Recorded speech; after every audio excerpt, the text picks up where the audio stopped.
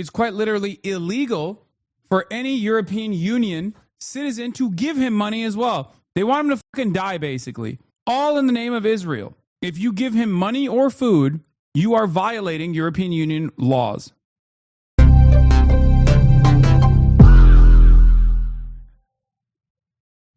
See, also, Europe is getting rid of Visa and MasterCard as a result of seeing the U.S. shut off access to other states.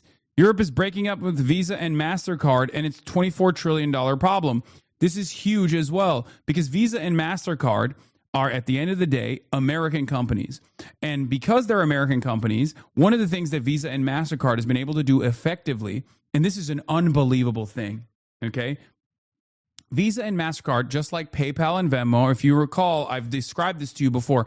If you're a European national, if you're like a person in Switzerland and you send a Venmo to your friend in Italy, okay, and you put the word Cuba in it, your account gets shut down.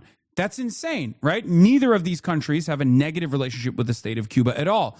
And yet, because these are American companies, they can do that, right? This is perhaps best demonstrated with Yanis Varoufakis in techno-feudalism.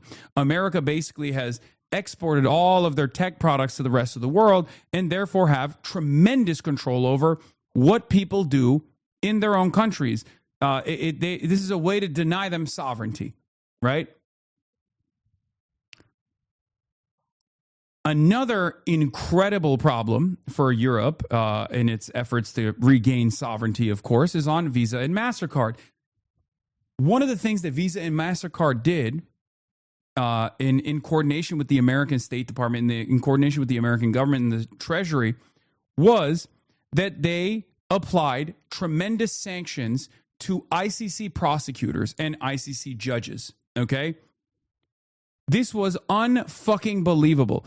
The French International Criminal Court judge, Nicolas Guillot, was sanctioned by President Trump in August because of the court's warrant for Netanyahu, says he has been cut off from basic financial and digital services. I discovered that almost all payment methods in France today are American, Guillot said. The only cards we have in France are Visa and MasterCard. He can no longer use Amazon, Airbnb, Booking, or Expedia, and some UPS deliveries to his home have also been blocked. French officials say efforts to lift the sanctions have seen no U.S. response. If judges are afraid to judge, then we no longer have democracy, Guillot told France televisions. When America targets you because they want to defend Israel, they can literally destroy the International Criminal Court. You can't participate in fucking normal civilized society. It's unfucking believable.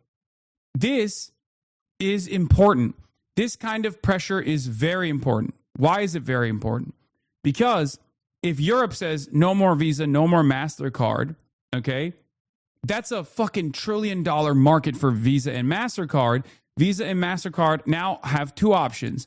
Either they abide by the sovereignty of the countries and their markets, okay, that they choose to be in, or they lose $24 trillion in revenue, okay, or $24 trillion worth of revenue that they can get transaction fees off of, okay. There's a German journalist whose bank account and wife has been sanctioned for writing about, yes, Hüseyin Doğru. He's Turkish-German. He runs the website Red, okay? And that's a separate case. That's the European Union behaving in this insane manner. They do that all the same. They do a very similar thing to their own people.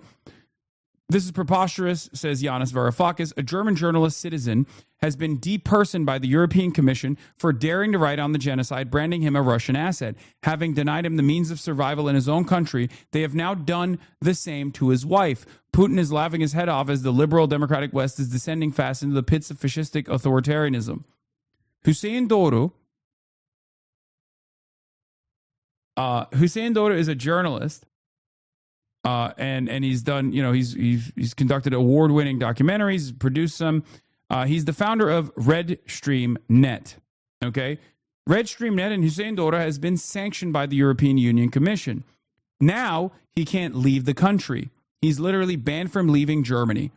But he is stuck in Germany and he can't use any payment processors. He can't use anything at all. He can't make any money. The state gives him modest stipend, like marginal, inconsequential, not enough for his children, not enough for his family. And on top of that, they've added these ridiculous sanctions to his wife and his family as well.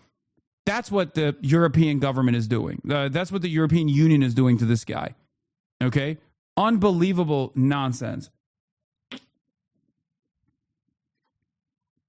Not only that, it's quite literally illegal for any European Union citizen to give him money as well. They want him to fucking die, basically. All in the name of Israel.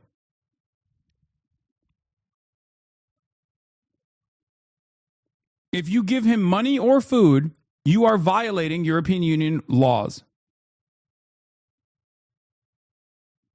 He describes it as being economically banned from most of the planet, including his own country, France, and where he works, the Netherlands.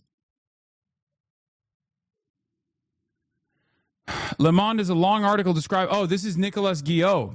So America's doing this to Nicolas Guillot at the behest of Israel, and Germany and the European Union is doing it to their own citizens at the behest of the European Union, again, at the behest of Israel. So, directed by the European Union at the behest of Israel.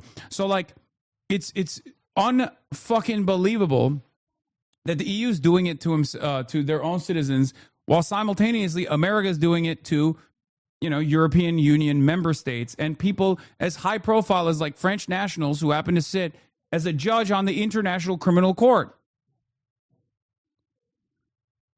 Guillot's daily existence has been transformed into a Kafka-esque nightmare. He cannot open or maintain accounts with Google, Amazon, Apple, or any U.S. company, make hotel reservations. Expedia canceled his booking in France hours after he made it. Conduct online commerce. You can't know if the packaging is American. Use any major credit card. Visa, MasterCard, Amex are all American. Access normal banking services, even with non-American banks, as banks worldwide close sanctions accounts. Conduct virtually any financial transaction. This is the French guy again, the French judge on the ICC. For Kaya, get out of there. Go.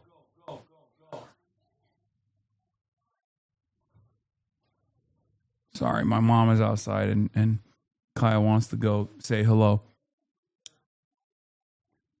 That's the real shocking aspect of this. Americans are punishing a European citizen for doing his job in Europe, applying laws Europe officially supports at an institution based in Europe that Europe helped create and fund.